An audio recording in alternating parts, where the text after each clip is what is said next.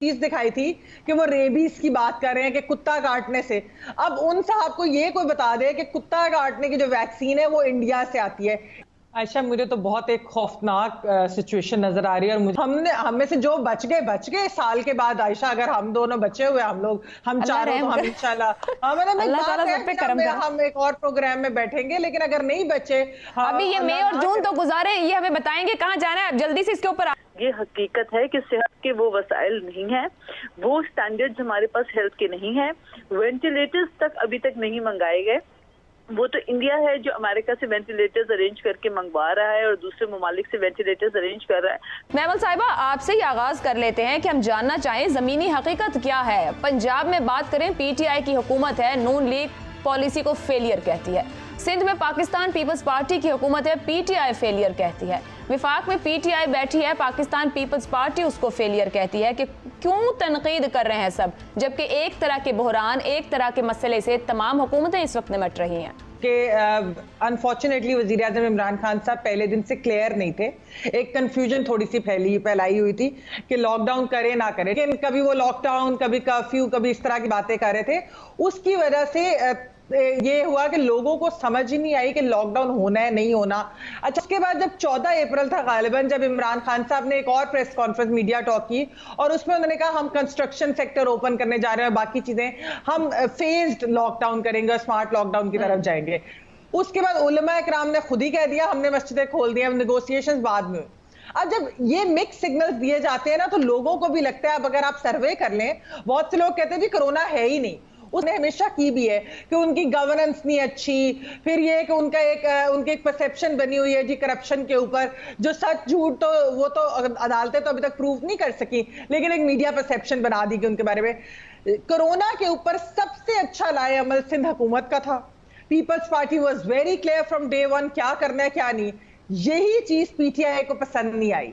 जब उन्होंने peoples party की तारीफ देखी मीडिया के ऊपर, उन्होंने कहा है ये क्या हो गया, हम लग रहे हैं कि जैसे हम कंफ्यूज है, पीपल्स पार्टी बड़ी विजनरी है। उस चीज के ऊपर पीटीआई सिंध ने उनको क्रिटिसाइज। अच्छा, आप पीटीआई सिंध की, मैं सॉरी, आपने एक कोलाज में एक चीज दिखाई थी कि वो रेबीज की बात कर रहे हैं कि कुत्ता काटने से। अब उन साहब को ये कोई बता दे कि कुत्ता काटने की जो वैक्सीन है वो इंडिया से आती है। सिंध ने तो पैसे दिए हुए वफाक को कि हमें वो रेबीज की दवाई ला के दे, विफाक ने अभी तक लाके नहीं दी। ये भी कोई पीटीआई सिंध वालों को बता दे। एवं ही रेबीज वाली और कुत्ता वैक्सीन के ऊपर इतनी बड़े इशू बना लेते हैं। फैक्ट्स तो जरा देख लिया करें, पता नहीं खैर इनको क्या मसले हैं। चले इस बात को आगे बढ़ाते हैं। हर जगह एहतजाज लोग भी कर रहे हैं। अगर आज की बात कर ली जाऊं तो ट्रांसपोर्टर्स इत्तेहाद एहतजाज कर रहा है। अगर वो पंजाब में बैठा है तो पंजाब हुकूमत की पॉलिसी के खिलाफ, सिंध में है तो सिंध हुकूमत की पॉलिसी के खिलाफ। देखिए, from the very day one हमने नोटिस किया कि इस हुकूमत में बहुत ज्यादा कंफ्यूजन है। इनकी हर स्टेटमेंट्स में कंफ्यूजन है। ना तो ये खुद क्लियर है, ना इनकी कोई सिम्त क्लियर है, ना ये लोगों को सही रास्ता बता रहे हैं। एक ऐसे लॉकडाउन में जब दुनिया भर में, बरतानिया में, अमेरिका में, पूरे यूरोप में हर जगह लॉकडाउन का तरीकेकार इख्तियार किया गया। इंडिया है जो सामने मिसाल मौजूद है, सख्त तरीन लॉकडाउन के बाद ही उन्होंने इस पे काबू पाया, इस वबा पे। तो फिर मुझे समझ नहीं आ रही कि हम जबकि जानते हैं कि हमारे पास ये हकीकत है कि सेहत के वो वसाइल नहीं है, वो स्टैंडर्ड्स हमारे पास हेल्थ के नहीं है, वेंटिलेटर्स तक अभी तक नहीं मंगाए गए। वो तो इंडिया है जो अमेरिका से वेंटिलेटर्स अरेंज करके मंगवा रहा है और दूसरे ममालिक से वेंटिलेटर्स अरेंज कर रहा है। मैंने पार्लियामेंट का इससे पहले वाला जो सेशन था, जब कोरोना स्टार्ट बिल्कुल हो रहा था, पाकिस्तान में नया कोरोना के वायरस वबा फैल रही थी, उस वक्त मैंने हेल्थ सेक्रेटरी से कहा था, पार्लिमानी secretary for health doctor Nausheen Hamid को मैंने कहा था कि खुदा के वास्ते आप वेंटिलेटर्स अरेंज कराइए, क्योंकि ये लंग्स को अटैक करता है। पाकिस्तान में हमारे पास जितना भी कर लें, इतनी बड़ी तादाद में इस वबा को उनके मरीजों को टेक केयर करने के लिए हमारे पास मैनेज करने के लिए वेंटिलेटर्स नहीं है। एंड शी अग्रीड कि मेरी बात बिल्कुल असर रखती थी। लेकिन क्या हुआ कि आज तक कोई वेंटिलेटर्स अरेंज नहीं किए गए। दूसरी बात, आप कहते हैं जी सूबों के ऊपर है, सूबों पे डाल दे सारी जिम्मेदारी। मुझे ये बताइए कि जब मुल्क के वजीर आजम ये कहें कि लॉकडाउन नहीं होना चाहिए, तो फिर उसके बाद पंजाब में लॉकडाउन हो जाता है। वजीर आजम साहब कहते हैं लॉकडाउन नहीं होना चाहिए, केपीके में लॉकडाउन हो जाता है। वजीर आजम कहते हैं लॉकडाउन नहीं होना चाहिए, और उसके बाद जो है वो इस्लामाबाद में लॉकडाउन हो जाता है जहां वो खुद बैठे हुए हैं। तो मुझे बताइए फिर मैं क्या समझूं इस बात को, कि वजीर आजम कहते कुछ है करते कुछ है, ये वजीर आजम कहते कुछ है और होता उसके बरक्स है।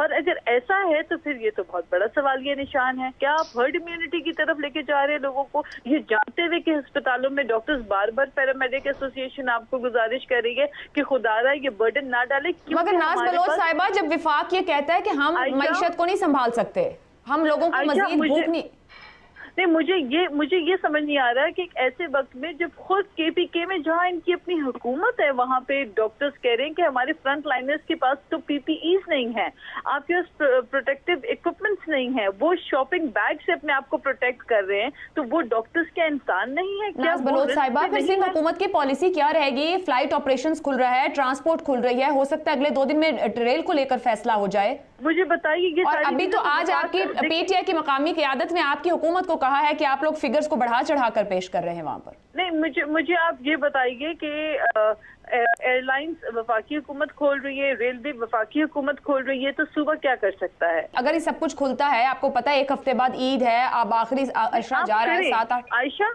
जी, मैं एक बात आपको बताना चाहती हूँ, देखिए आप करें, मैं ये नहीं कह रही कोई जिंदगी भर के लिए हमें लॉकडाउन नहीं करना था।